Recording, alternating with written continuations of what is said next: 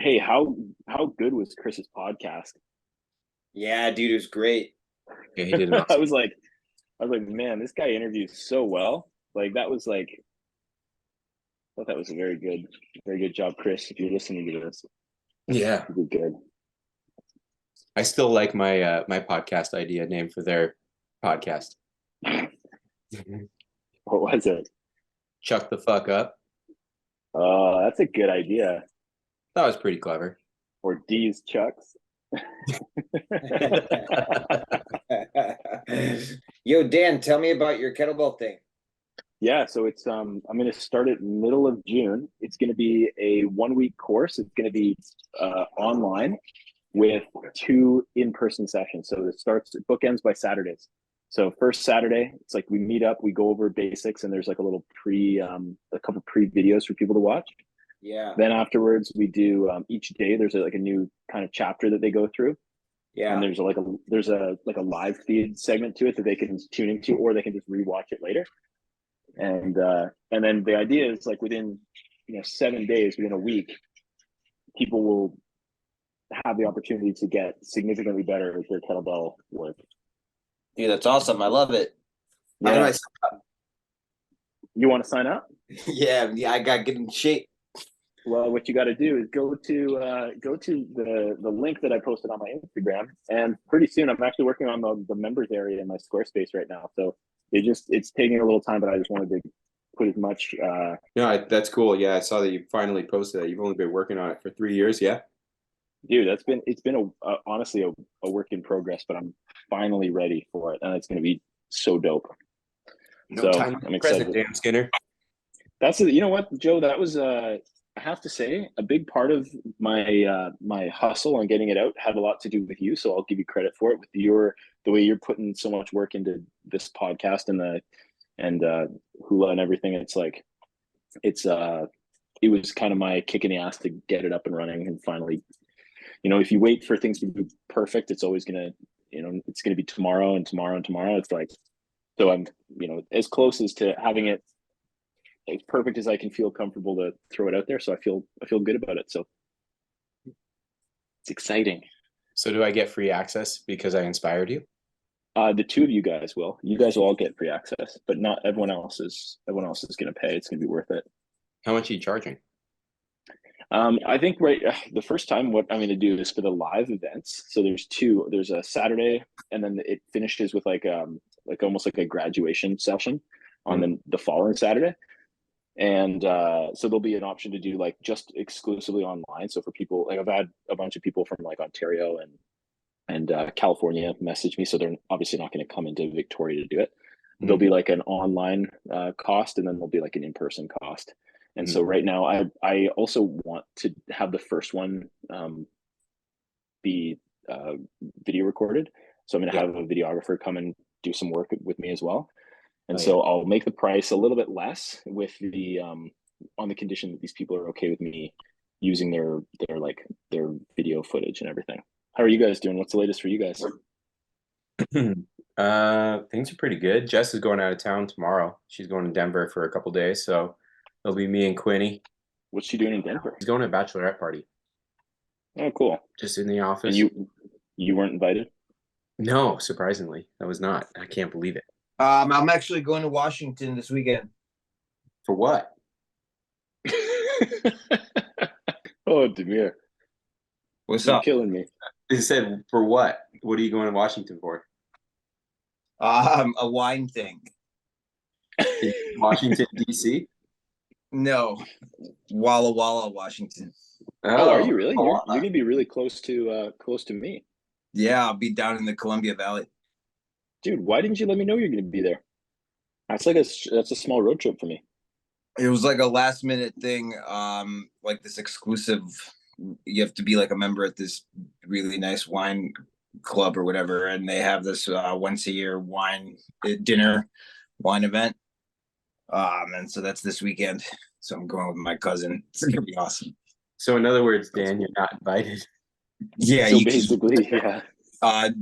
There's no room for. Oh, pours. this kind of tastes like grapes. It's pretty good. Let me see those steaks. Dude, they look terrible. I'm not even showing them to you. You're not allowed to see them. They're still gonna be delicious if you're cooking them in butter. So I tried to reverse sear them and then take them out on the barbecue. And then when I went out there, the propane was done. So it was just basically my plan got completely kibosh. So now you just have to cook it on that frying Yeah, it was pan. bad. But I'm also like I still have to run to the gym and work out after this. So I'm like, I don't have the time to just go get more propane. So I'm gonna eat my shitty steaks and then Rudy, just boiling them now? Are you yeah, I call it sous vide, Demir, but did we get more signups for the next workshop?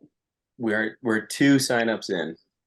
Oh yeah, Yeah. I'm excited. I've had a couple of people message me, tell me they're signing up, but it's that's the nature of this stuff. Like we've been there. Everyone waits till the last minute. Who told you they were signing up? There's one kid who actually came and shadowed me here. He's a Canadian, and then there's another person who I guess is roommates with this person, and they followed me on Instagram and then messaged me. Yeah, cool. Yeah, tell them we're gonna do I told them early bird. I told them about the deal. So this is it. It's like you get the early bird, and we haven't worked out the details yet for this, but the early bird is like $100 off, and then closer to it, halfway between the early bird and the time that we put on the course, it'll be $50 off, and then for students, late students, like the people like me, you get up until the day of the course, you get $1 off. So we're still willing to offer you that $1 off discount, but yeah, just do it ahead of time. You'll be thankful you did. Take that $100 and Hey, so get this. I got this message. I'm sure you guys get this message a lot on like Instagram or emails. It was this guy that had reached out and said, "Hey, are you accepting new patients right now?" Right? And usually they'll say like you'll get like, "Are you currently accepting new patients? Because we have an offer for you," right? So I knew it was what it was. I knew this guy was gonna say like, "Oh, well, we can increase your practice's new patient income by whatever." But he didn't say that. All he said was, "Are you accepting new patients right now?" So I responded with, "I sure am. Happy to help out. This is my online scheduler. If you have any extra further questions, I'm totally happy to answer them. Look forward to helping you out. Send." And he said, "That's great because I have an offer for you." And he sends me this picture of like, how they're driving new patients to get in, and he's like, "This person had 19 new patients in a week and 17 of them signed up," like kind of thing. He's like, "So we would be happy to show you, here's a free screenshot of how he did it." So I was like, "Yeah, sorry, I'm not interested. The way I get patients is kind of working for me, and I'm gonna stick with what I'm doing." So I ended up being nice to him. But do you guys get those messages a ton? I was legitimately walking with a friend today. We were taking our dogs for a walk, and I get this call from a random number, and I was like, I'm just gonna pick it up just in case. And it was actually a pretty young guy. He was nice. He's like, "Hey, is this the owner of Recoup?" And I was like, "Yeah, that's me." And he's like, "Hey, like, what are you doing for marketing right now?" This is what he opened with. And I was like, "Dude, I don't do any marketing. I do word of mouth, and that's it. And like, I just keep it simple." And he's like, "Well, I feel like we could we could do some stuff with your social media." It was just it was honestly, it felt like he was just calling from his basement. He's like, "Well, I think we could probably do some stuff." And I was like, "Honestly, man, thanks for this." And I was just nice to him, and he was like, "Oh, well, hey, thanks. I appreciate your time. Thanks for answering, and I'll talk to you later." I'll call you in 6 months. Yeah. Yeah. I get those all the time. They're very annoying. Yeah. There's also a guy. Victoria's an interesting city because like everything here is word of mouth. It's pretty small. And even when people try and do like marketing and branding tactics, it almost comes across as like off-putting, I think, because people are so used to just like hearing about someone from a friend of a friend, or like, the massage therapist sends someone in or something.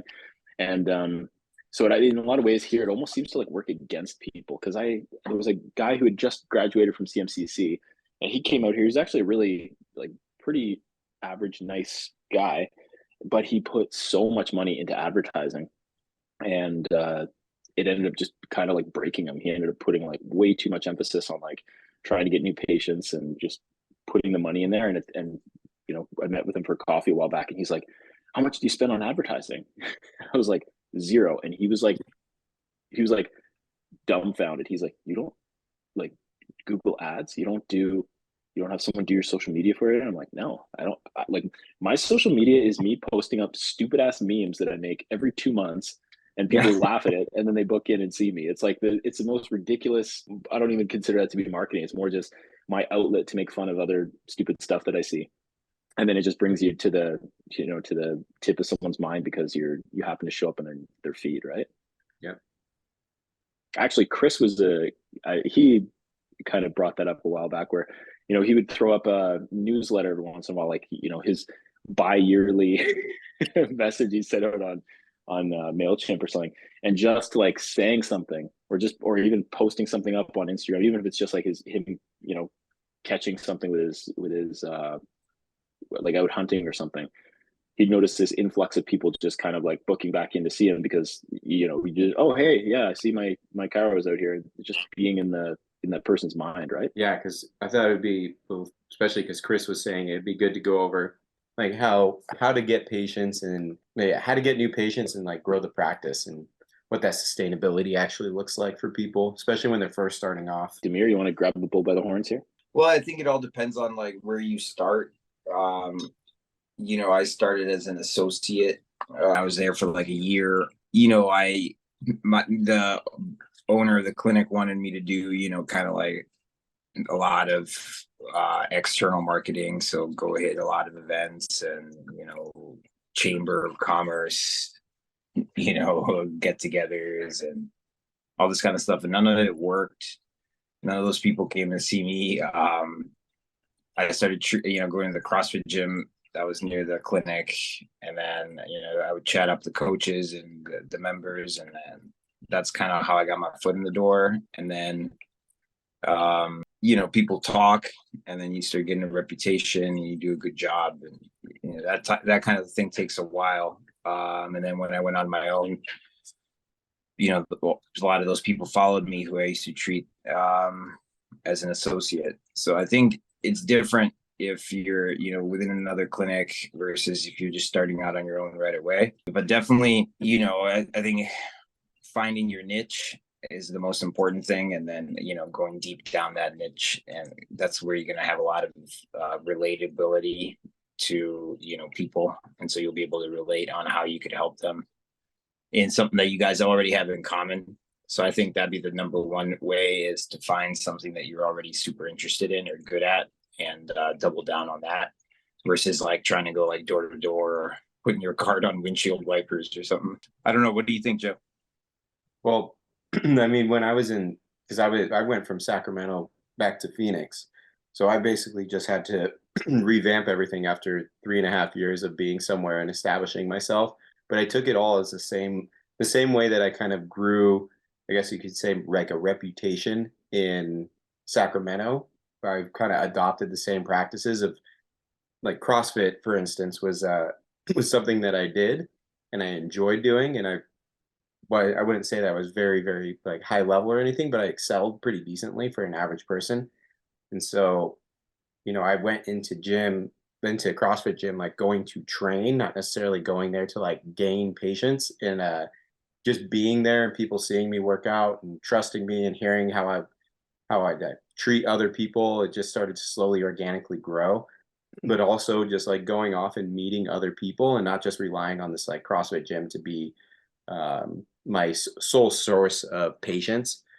So it's meeting more coaches, meeting massage therapists that are connected to those gyms, et cetera, and so forth. So I think the more people that end up knowing your name, the better the chances are that you're going to grow your practice, whether they come to you or they don't. So I'll give you a pretty decent example. Like, I got a random text message just like 2 days ago. It's like, is this the Dr. Joe from that diagnosed my short left leg for my back pain in 2003, whose wife is a massage therapist?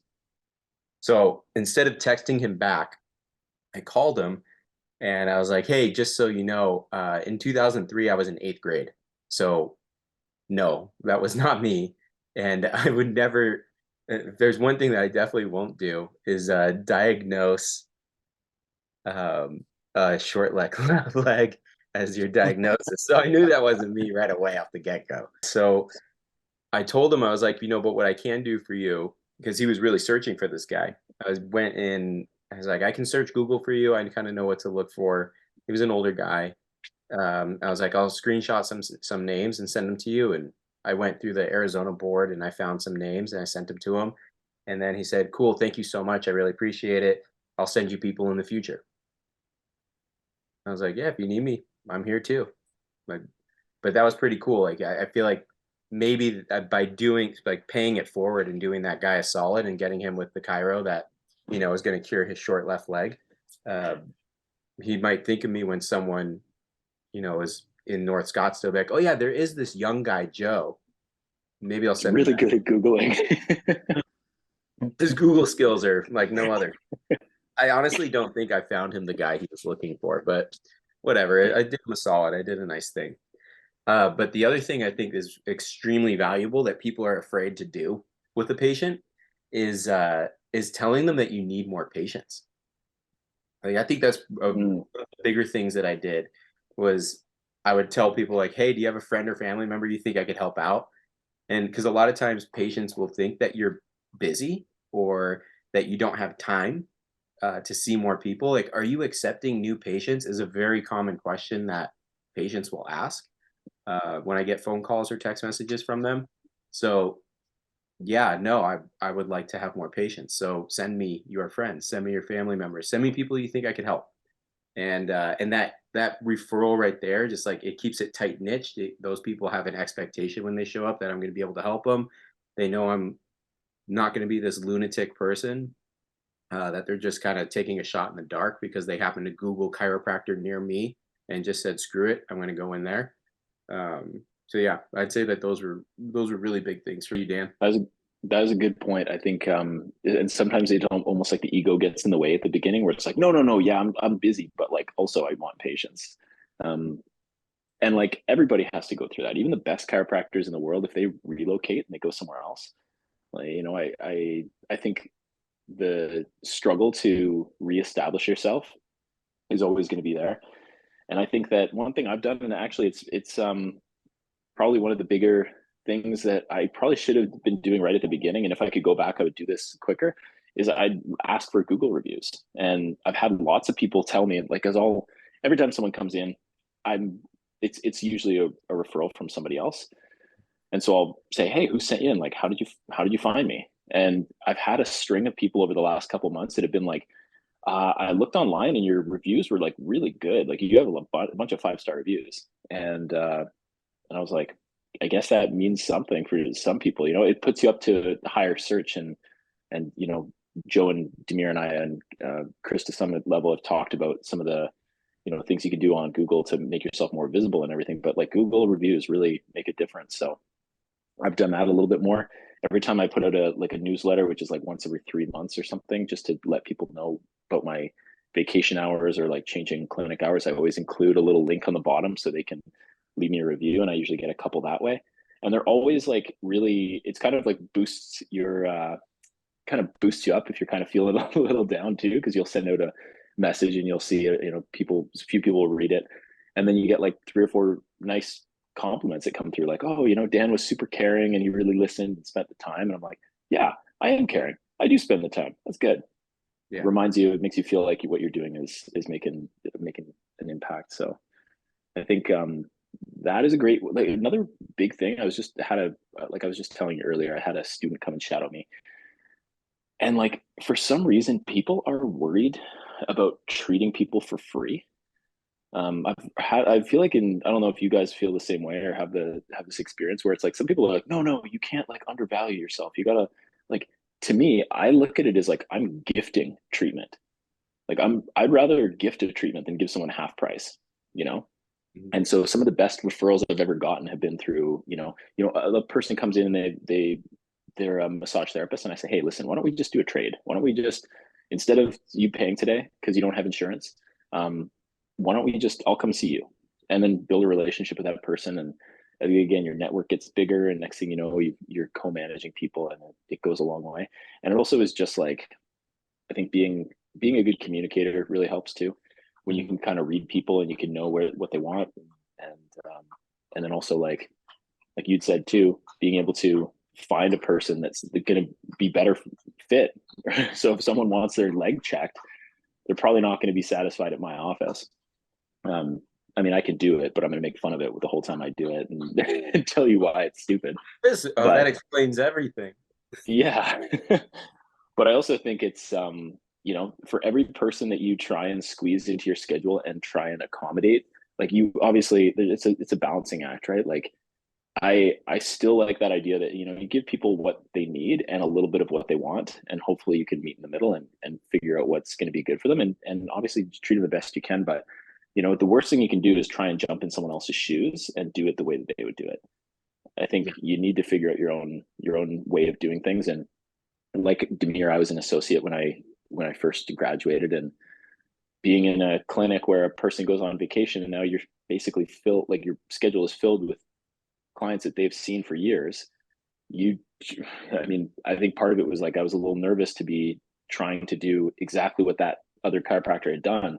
So I wasn't as good at doing that. I just, I tried to do the same kind of song and dance that they did, when really what I should have done right from the get-go is just laid it the hard line and been like, hey, I'm really good at doing this. I'm going to do it this way. I'm going to approach it this way. And I think that, yeah, again, like if I could go and, tell younger Dan what to do, I'd give him a pep talk and tell him all of those things. Yeah, I dealt with that too. I remember you came and visited me at a time that I had my schedule all filled when the guy I worked for went out of town. Remember that? Yeah, that was an amazing. I think I was even adjusting people that you're gonna. Probably. You adjusted the lady that was supposedly watching. Oh yeah, that's right. Yeah. That was hilarious. Dude, you know what? I still use that adjustment on people with her body type, and people like lose their minds. They're like, "Whoa, my God, that was pretty hilarious." Yeah. So I We'll have remember. to teach. You know what? That's one we'll have to go over at the next seminar. Oh, that head of the table extend prone. That's special. The special sauce, man. The Dan Skinner head of the table. I'm pretty sure Chris was making fun of that on the last podcast. Good, I hope so. Obviously, he didn't listen to it. People get really worried about by growing, and it's like, how do you leverage social media, and like what is that actually how does that actually add value to like marketing? I don't view social media as a very powerful marketing tool, unless you're like really active within your own city. Like if people that are following you are within your city, like, yeah, I could see that being pretty valuable. But when you start getting like, I wish you were here, and they're like, where are you? Kentucky. It's like, great. It's not really doing much for you other than getting more likes and like comments on your videos, and you get to interact with people. And if that's what you want to do, great. That's awesome. You could be all for that. But I've never really looked at social media that way. I've always looked at it as like, this is a way for me to just have a platform to put some stuff up. Like most of the times I'm putting things up with my daughter and I playing the guitar, and then patients might post. I might post some videos here and there. Like I've been trying to be a little more active, like showing what I do. And a couple guys have said to me, like, why wouldn't you do that? Like, do you think you're good at your job? It's like, yeah, I think I am. Then why wouldn't you want other people to know it? And I thought that was a pretty cool way. I thought it was a really good point. And this other guy had told me that when it comes to like medical practitioners, lawyers, and massage therapists, those type of things, he says the reason why you just need a presence on social media is so that people can get to see you a little bit and be mildly familiar with how you're doing something.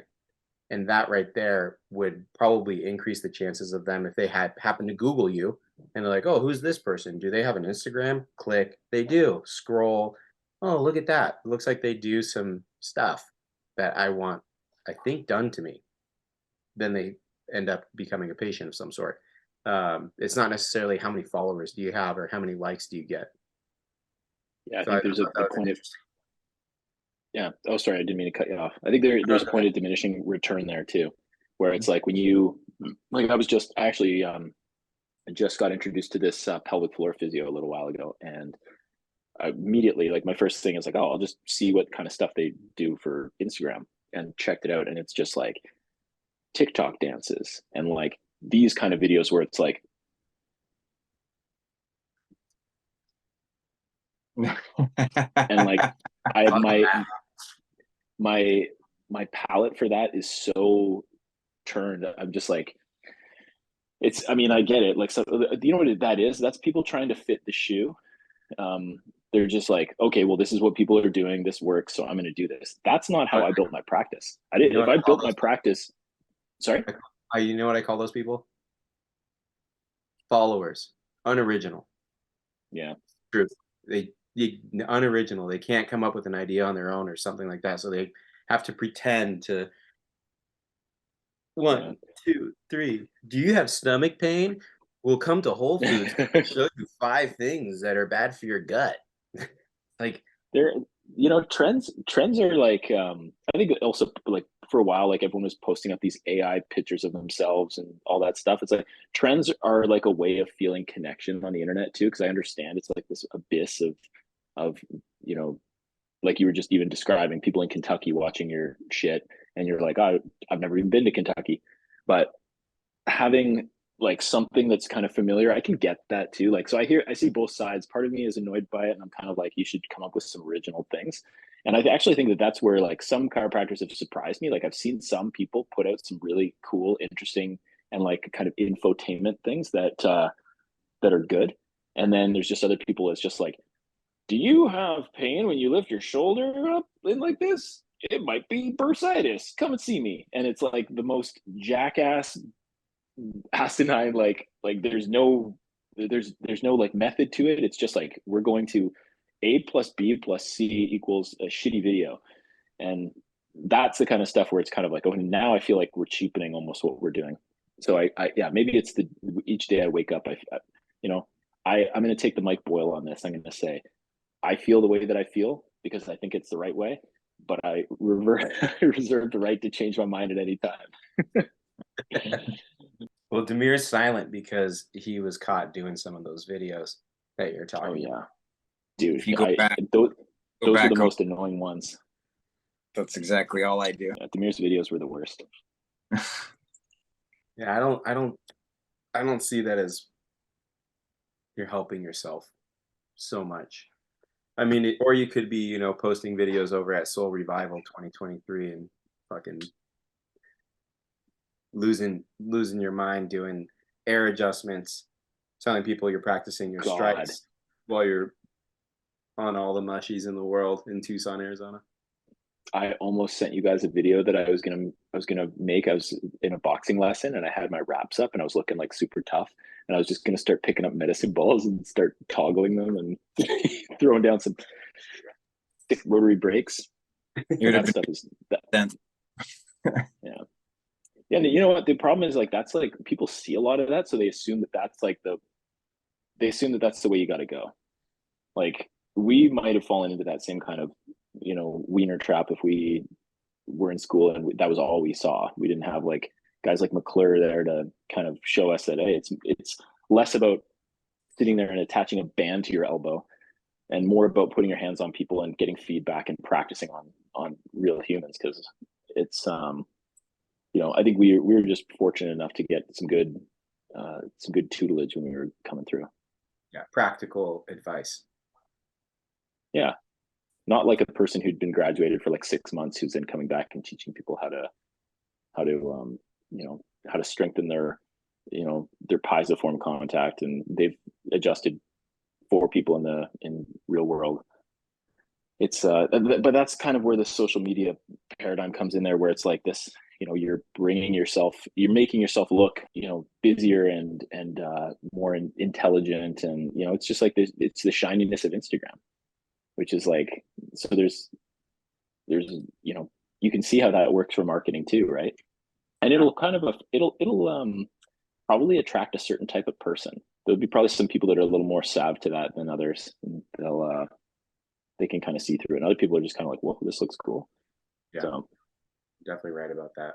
Yeah, I think I think it all depends on what kind of business you're in. And if you have like an online business that has online sales and stuff, then your online presence is going to be different. But if you want people to come in and see you, um, you know, you're going to be doing less of this like kind of marketing yourself out there outside of like what you said, Joe, or and Dan, was like just having people getting to know you, so they can see kind of how you do things.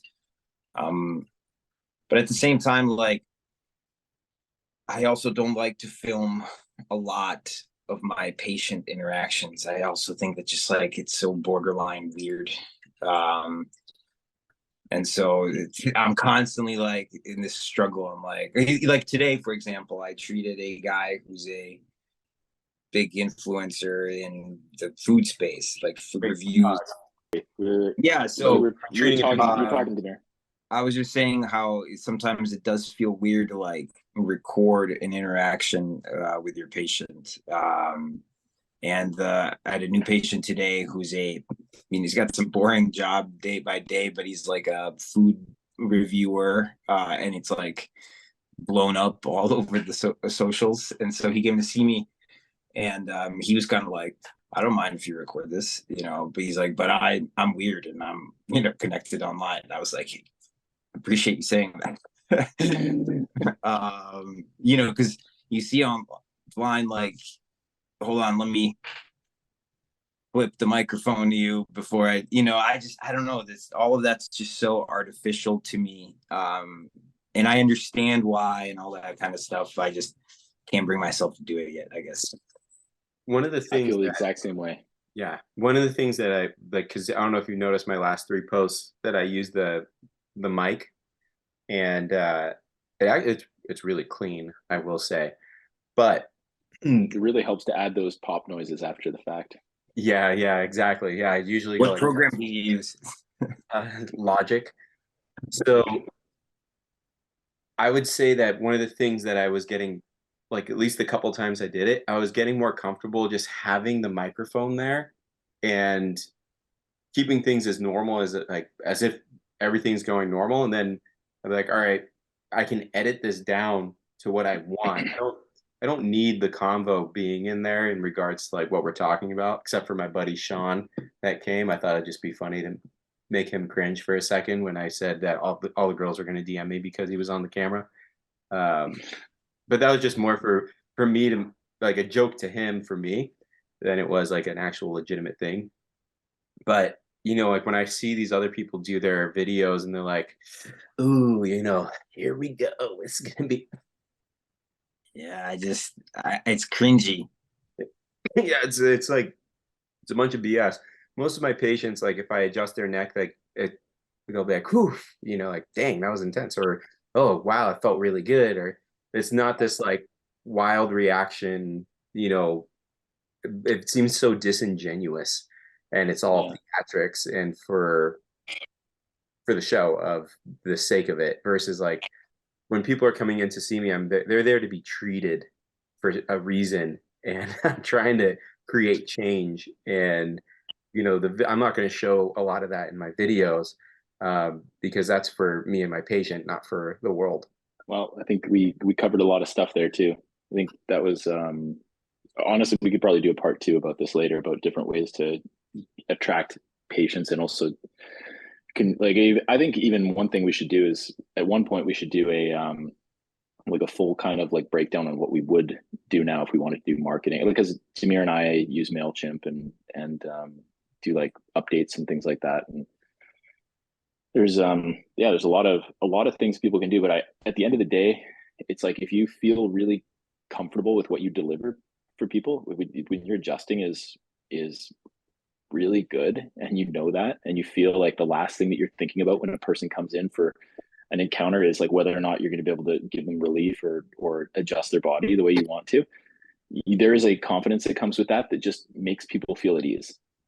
And it's really hard to develop that, but I truly think that it comes from just having great hands.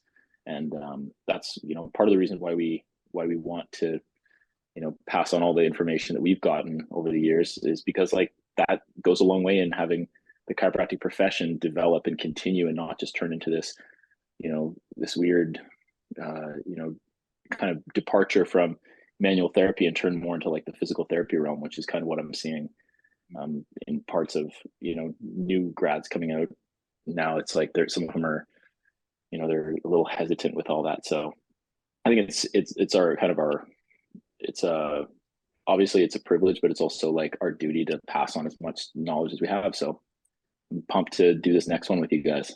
There's still time to sign up. But I'll put some links in the show bio thing so that people can sign up for the San Jose one. But we are good to go because I got Steve in with hosting it over at Anchorage Strength and Conditioning. Oh, awesome. And then we'll get some students. I think there's gonna be a couple docs signing up too that we'll be having come by. I'm trying to make Matt Smith come by too. What's gonna be on there with double middle fingers? Instead of a cross pisiform, just double flipped birds. But that is one part of the HVLA folklore that people ask me all the time, and I refuse to tell anyone. There's only really 5 people in this world that know what that hashtag stands for, and that is the secret I will take to my grave. Yeah, I was talking to Demir about that recently because isn't the Palmer Davenport, they're starting a club, and so They are. Yeah, so an HVLA club. Yeah. Oh, we're wicked. Yeah, Dude, that's cool, great. huh? How great is that, right? Yeah, it's pretty awesome. So like one of the ways that they're going to be able to kind of fund the club is kind of getting some t-shirts made, selling those, et cetera, and so forth. So having the HVLA logo, we'll send them all those things and those goodies, and we've been talking about should we throw that hashtag out there? We should, but maybe that's for another podcast. We can share what that the hashtag means. Yeah, we could break that one down for hours. Well, awesome, man. Well, that's cool. I'm happy to hear that. It's sweet that yeah, I mean, that's good news. I think that it's exciting that you guys were able to get over there and teach a few things to those guys as well. So yeah, next time we'll have a big enough group that we can get you and Chris over, and we'll stay in room 507. Best room in that hotel for sure. That sounds good. Okay, guys. Well, I've got a dog here that needs to get taken for a walk and everything. Thanks for having me on too with you guys. Peace. Yeah, boys.